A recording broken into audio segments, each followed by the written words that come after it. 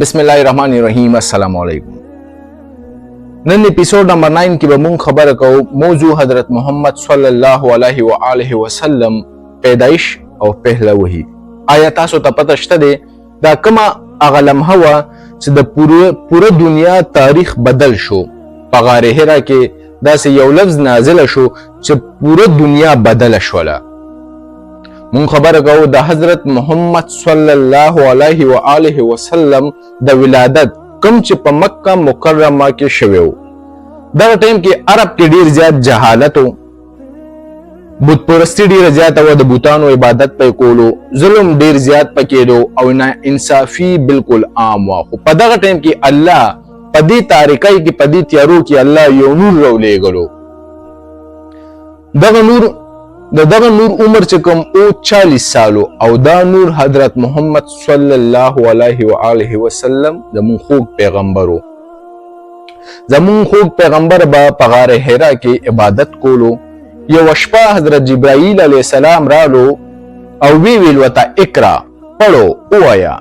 خو زمون نبی ورته او فرمایل چې زنه شم ویلې مې پڑھ نہیں سکتا.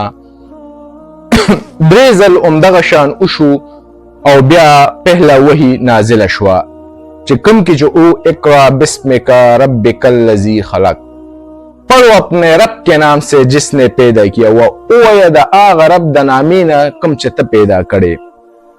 دلتنه د نبوت آغاز وشو. زمون خوږ پیغمبر کور ته تشریف یوړو او وی فرمایل چې ما لپاره چادر راوړی چې زه په ځان باندې واچوم. حضرت خدیجه رضی الله تعالی عنها تسلی ورکا چې الله به هرگز تاسو نه ضایع کوي.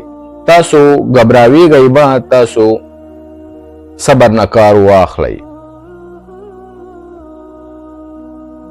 دا واقعیا مونږ ته علم راکړي، مونږ ته پوهه راکړي چې علم وحی او حق دا د دنیا تاریخ بدلولی شي. کله هم خپل علم مپټوي او د حق خبره همیشه کوي ځکه چې دنیا په حق په علم او په اختیار روانه ده.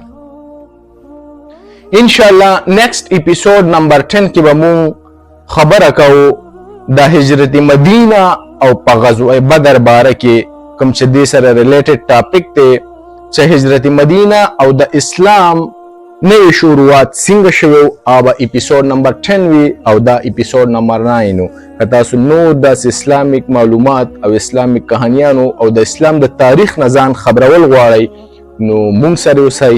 زموږ چینل سبسکرایب